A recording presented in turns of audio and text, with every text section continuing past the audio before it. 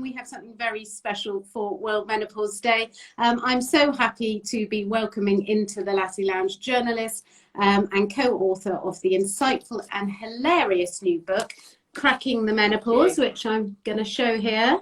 Thank you. Now, Alice and I are going to be talking about all things menopause, the highs and the lows, and in Alice's own words, how we're finally celebrating this liberating time of our life when the world becomes our oyster rather than our retirement home. Thank you for joining us, Alice. Thank you very much indeed. Now, listen, before we chat, I'm going to give everyone a really quick introduction to you and explain to everyone what we're going to be talking about today. So Alice has written for many publications, including the Daily Mail, the Daily Telegraph, Marie Claire, and she lives in Somerset with her 3 children and her 2 dogs. And this is her first book, Cracking the Menopause, While Keeping Yourself Together. And it was published last month with co-author Mariella Frostrup. Now, Mariella, as many of you may know, is one of the UK's most respected broadcasters and columnists. Her contribution to the arts and literature, along with her advocacy on gender and social issues, have placed her at the forefront of the cultural landscape. And she made the groundbreaking BBC documentary, The Truth About the Menopause, and she currently presents her own daily show on the Times Radio, covering issues of the day from arts and culture to politics. And she lives in Somerset with her husband and 2 children. So, Alice, let's start. Maybe you can tell us a little bit about your own menopause journey, and then perhaps if you could tell us a little bit about how you met Mariella and why you both decided to write this book together. Okay, so my menopause journey is basically the most boring one that ever there has been. I am 48. About 3 years ago, I started having really bad PMT, and which turned into 2 weeks of anxiety pre-period. But because I'd written about menopause previously with Mariella back in 2018 when she did her documentary, and I run with her, and a friend of ours, Vic, who is a menopause nurse, I kind of knew what it was. I would have had no clue otherwise. So I went to the GP and said, look, I think it might be perimenopausal symptoms. Can I just have it noted that I would really like HRT as and when? And they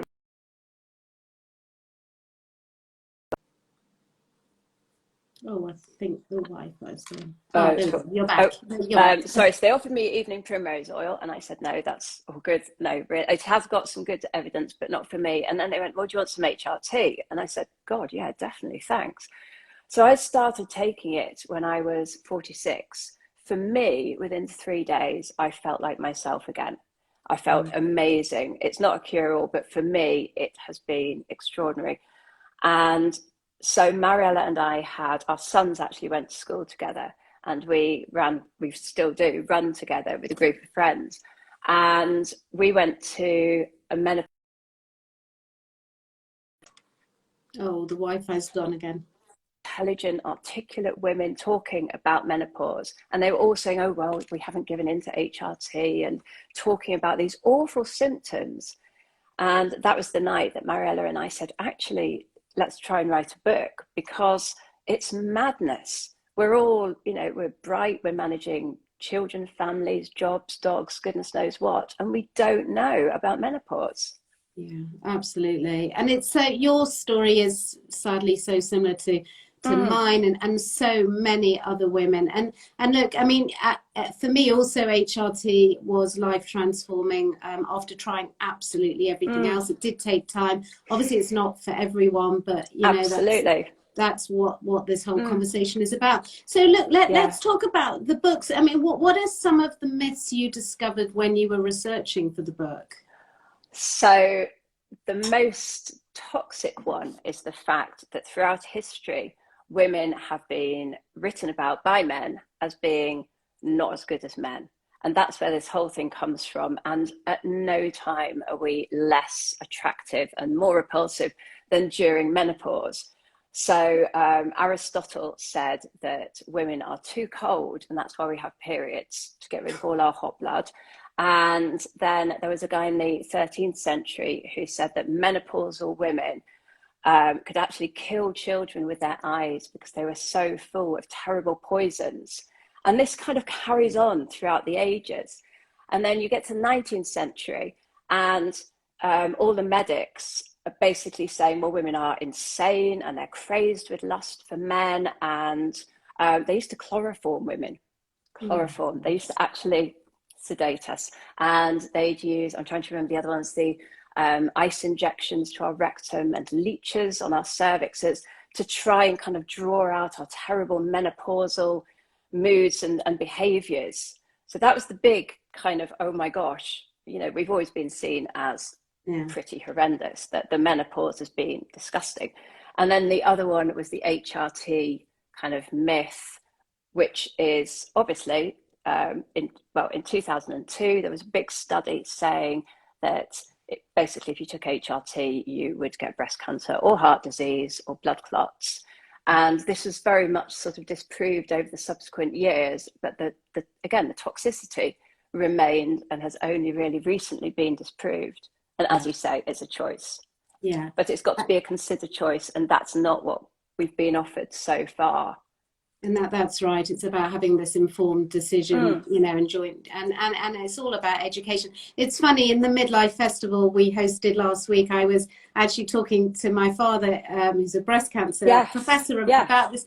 And he was saying that, you know, 1,000 years ago, you know, we died at 30. So we were only there to sort of have babies. We were useless. And then even 100, you know, even 100 years ago, we lived to 50. So it was irrelevant, menopause, and we were irrelevant. So, I mean, those are pretty shocking treatment options. I mean, what did you learn that particularly surprised you? I mean, I find that quite surprising. I haven't heard of any of that. There are a few things. One is really embarrassing. So I'll tell you the embarrassing one first. I'm a health journalist and I should know better. But we did not know the difference between the vulva and the vagina. And Mariella kept on putting this in and I kept taking it out. And I was like, this is really embarrassing. Of course we do. And then I looked it up and I went, oh no, we don't actually. You're absolutely right. We didn't know. So a bit embarrassing. No, I say I'm the same. No, and that's why we need to label our parts. We need to know. We need to label our parts. And the other really big one was the amount of symptoms. And this all kind of ties in with the fact it starts earlier than we think. It's likely really to be early 40s. You start just noticing the perimenopause creeping up on you without really realizing that anxiety or sleeplessness or whatever might be the menopause. And then the amount of symptoms, it's not just the hot flushes. It is, well, we found 34. There was one website that said 100, which seemed a bit much. They had like irritability, temper, grumpiness all kind of grouped together. But even so, it was, you know, the headaches and dry skin, dry hair, dry everything. Estrogen is responsible for much lubrication, headaches, insomnia, anxiety. There are so many things that we just didn't realize were to do with menopause. And once you started looking at them, you kind of go, oh, okay, I've got that. Not to say that everything is menopause, but there's an awful lot. Yeah. And it's those psychological symptoms that you just cannot believe. And it was, I mean, I remember that when I had my light bulb moment and I was like, oh my God, I'm not going mad. And you also think it's literally just you. So you don't talk to your friends because you think they're all going to think you're nuts or, I mean, that's so, and were there some common themes? Like when you were sort of talking to all the women, when you were writing your book, did you sort of find common themes that they were sort of saying in their stories? Yeah, I mean, obviously, well, one which is, this is no way GP bashing. I have medics in my family, but it's the lack of education on the part of GPs. As you know, it's not mandatory for GPs to learn about menopause. And so there's a big old kind of discrepancy in what's being told to them. And this translates into a lot of women having, say, unnecessary tests or unnecessary investigations, or being treated as though they're just making a fuss, or being prescribed antidepressants, which is, you know, really serious. And then the other thing was the fact that, as I say, women did not realise that in your sort of early 40s symptoms can start, and that was a common theme, as was, I mean, it sounds a bit much to say suicide was a common theme, but depression certainly was. And we spoke to Diane Danzebrink, the goddess who is, and she told her exactly, yes, make menopause matter. And she told me about her thoughts of suicide, but she was by no means the only woman who was absolutely distraught by symptoms and didn't have any answers and wasn't given answers. Yeah, and look, you know, you're so right. And the GPs only have 10 minutes with you, and you know, they do amazing work, and they can't possibly be, you know, experts in everything. And that's why we always say, you know, get informed. You know, we obviously we want all HCPs, which is one of Diane's Make Menopause Matter campaign aims, to have this sort of mandatory module, because it's a no-brainer. I mean, I was sent to 4 or 5 different specialists, you know, from being told I had early onset dementia, you know, psychiatrists, bone, heart, and it's a no-brainer because we are spending millions of pounds in this country on wasted specialist appointments. So yes. And also going forward, the fact that menopause isn't recognised and treated, and we aren't educated and GPs aren't necessarily educated, it's doing us all a massive disservice in terms of, you know, our future health, and also in terms of cost. You know, if you say to women, take charge of your diet, your exercise, your HRT, would you like it, would you not like it? You can protect your bone and heart health in lots of ways. We can learn that, you know, exercise is going to help with our bone health over the next few years. You can try and maintain it throughout perimenopause. But if you don't know that, then how can you possibly act on it? And it would save so much prophylactically for the NHS in, you know, in hip fractures, for example. Yeah, and you know, women leave, you know, I left my job, women leaving jobs when they're at their sort of prime of their career. And I think, you know, and I always say, as we said it in the Midlife Festival last week, but I just want people to realise that, you know, breast cancer's dropped now 7th in the league table, and we need to be worrying about women's heart disease, women's dementia, women's osteoporosis, which you know, can be all helped. I mean, now look, I love the title of your book, Cracking the Menopause. Thank you. You know, well, can we crack it, and how do we crack it in your view? So the title was from Mariella's husband, who originally, he said we should call it Menopause, It's No Yoke, which we really liked, and our publisher said it wasn't serious enough. And I think they're right. Actually, it does sound a bit trivializing. Yeah. So, I mean, so the whole cracking it was about dispelling the myths. It's something that 50% of the population go through. 50% of the population need to have it recognized, accepted. Some of us might need help. Some women sail through it. Nonetheless, you still need to know about the kind of hidden side effects, like the bone density, the possible cardiovascular kind of problems post-menopause. And cracking it to us was, for goodness sake, it's not like a sort of, it's not, we're not witches. It just happens. Our estrogen goes down as it went up at puberty, and that needs accepting. And we need to deal with it either with diet and lifestyle, or we need to do it with our HRT, but we need to just learn about it. And that is cracking it. Well, and there's a lady who's watching who's just said because she had anxiety, chronic pain, etc. on her medical records, her life insurance has been affected because anxiety flagged and records of antidepressants when it was my menopause all along, which is absolutely shocking. And it's almost something you don't consider. And there's there are very few health insurance companies. I think there's just Bupa and Vitality at the moment that cover this, but that is shocking, and I'm really sorry to hear that. You know, as a journalist, why do you feel, you know, the media is finally starting to cover the menopause, and obviously why didn't they before?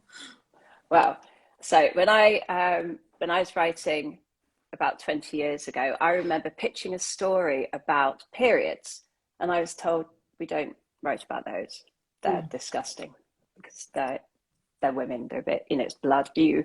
And that was kind of the tone about menopause. I wrote about health for about 5 years, pretty much only health.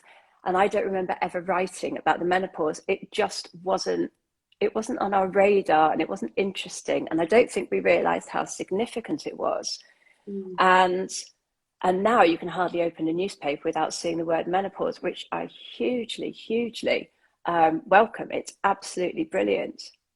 Well, I think also, you know, everyone used to only think of very old grey-haired women in a rocking chair, fanning, you know, hot flushes, and that was kind of it. Yeah. And it was very, very taboo. And I think we've come on in leaps and bounds in terms of mental health. And I just sort of feel like finally the media's catching up. There's thousands of amazing, you know, campaigners and but possibly, I think social media has definitely helped, because it means we've all got a voice.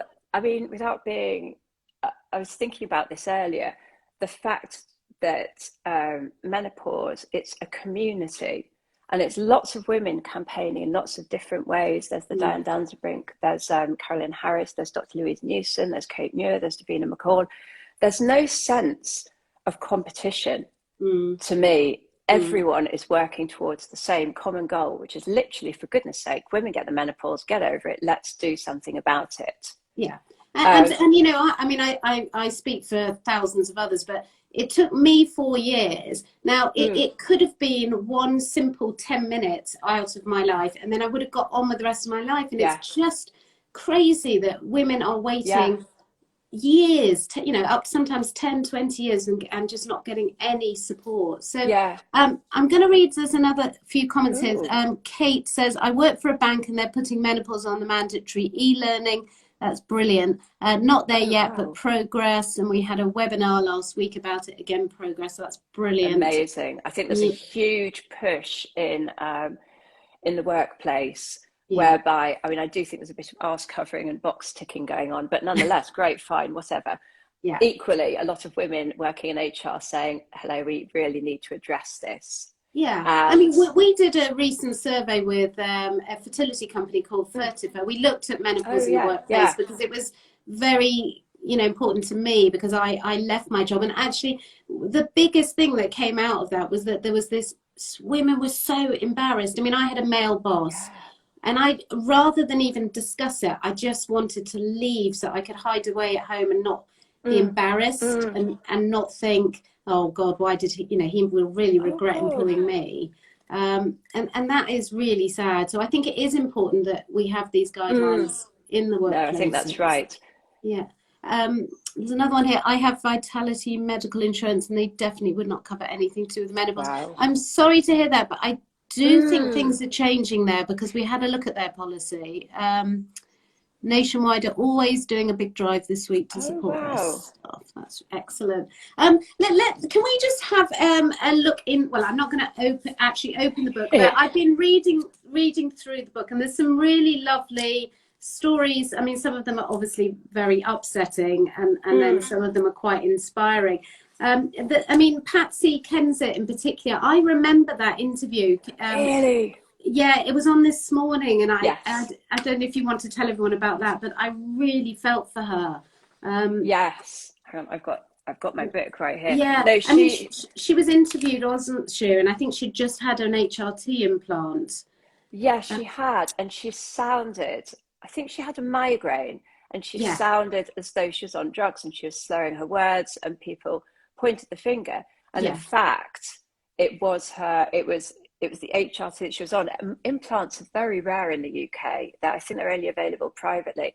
But then she owned it big time. She went back. She went back on and said, "Get over it."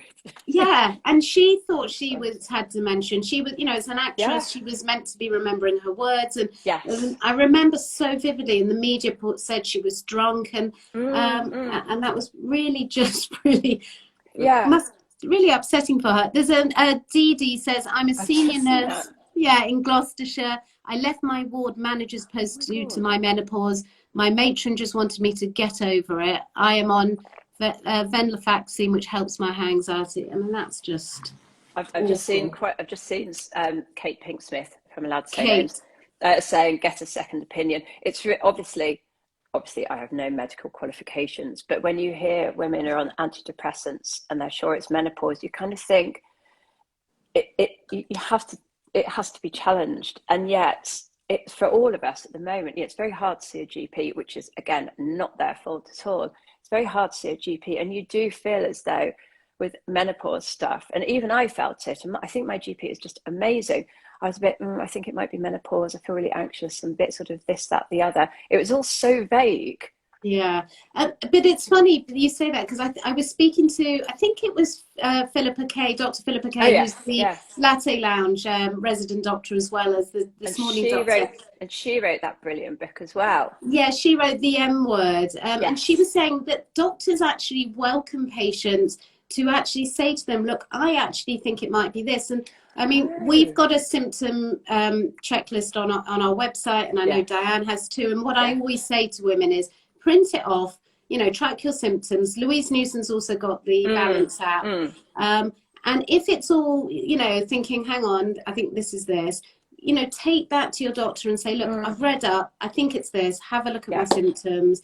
I know that the, you know, the NICE guidelines say that HRT, not antidepressants, are first line treatment. Absolutely. Think, yes. You know, I think obviously antidepressants work for lots of other things, and possibly to help with things like hot flushes, but you know, you're right. But not for the anxiety. And actually, I would say that, and I'm sure you must have covered this a million times last week, but the body identical HRT, which is now available, the transdermal estrogen, and the you know, the Mirena or the Utrogestin, surely in terms of side effects, you'd be looking at, I don't know about antidepressants, but you'd be looking at fewer than antidepressants. And antidepressants take quite a long time to work as well.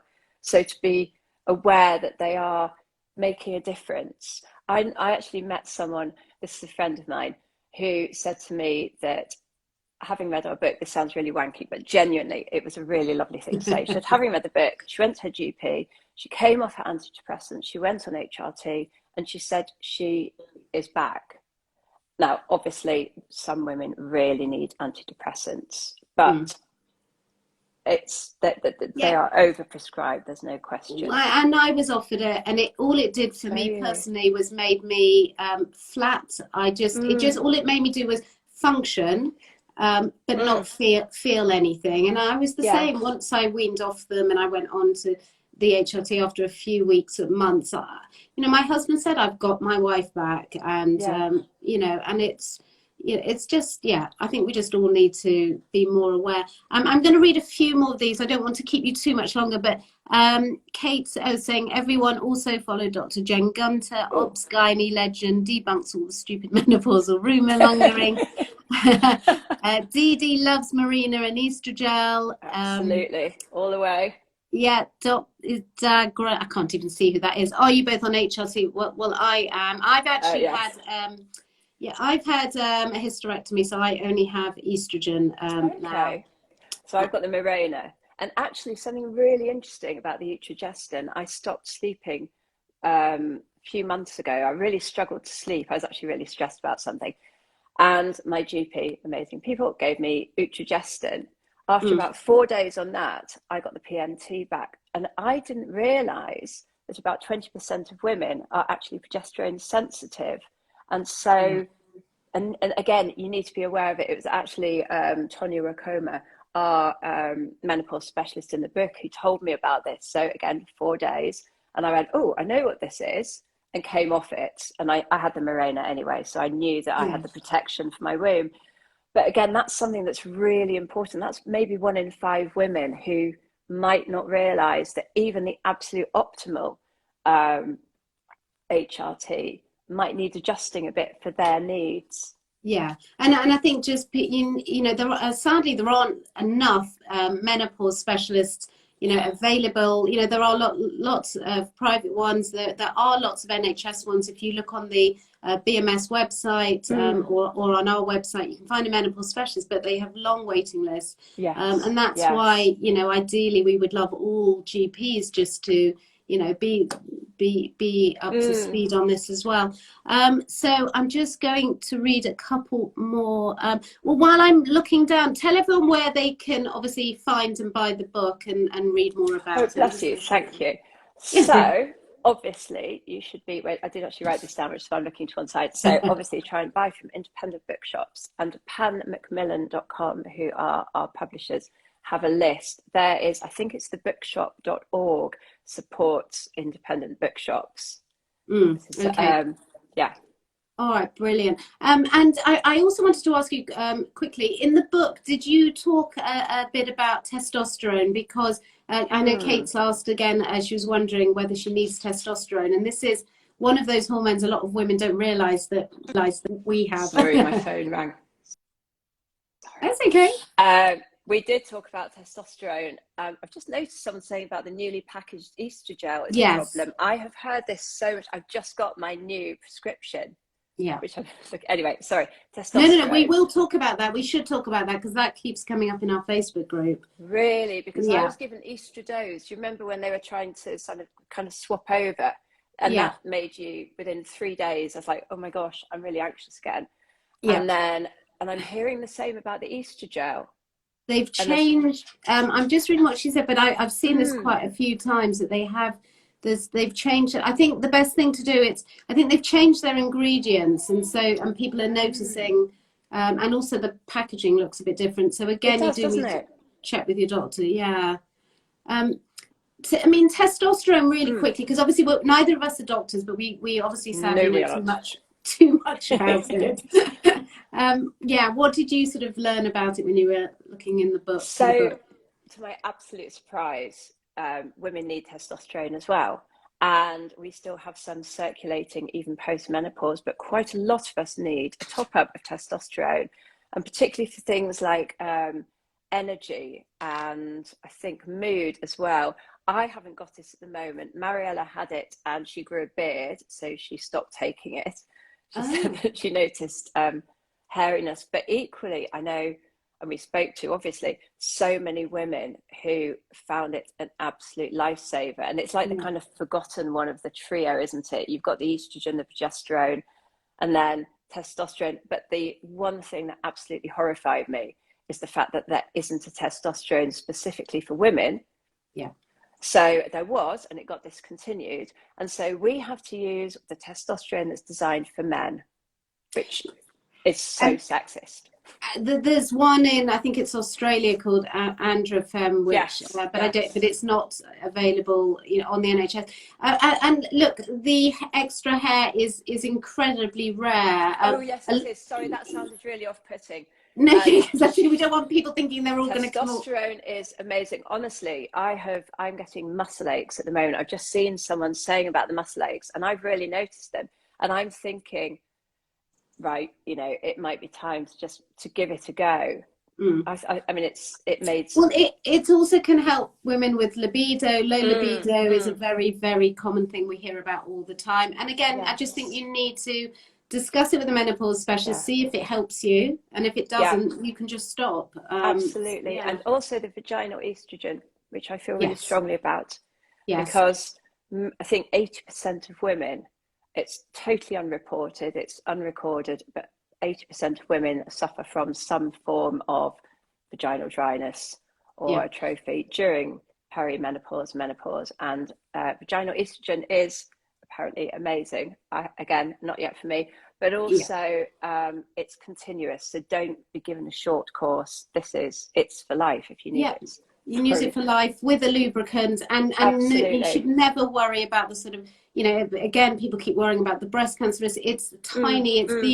It's the equivalent of one sort of HRT pill over a year. There's no link, as far as I'm aware, with the vaginal estrogen and breast cancer at all. It's about as safe as you get, and it's completely separate to the concern, isn't it, about standard combined HRT. Yeah, and I'm going to read a few more because I don't want to keep you too long. But testosterone through the NHS, testosterone's a game changer. Vagifem is fantastic. Yeah. Sorry, I'm just going to read a few more. I just saw this Timpson's thing. Oh, his tweet. Yeah, Yeah, brilliant. Yeah, and fantastic. I So think if you're on Twitter, follow Timpson.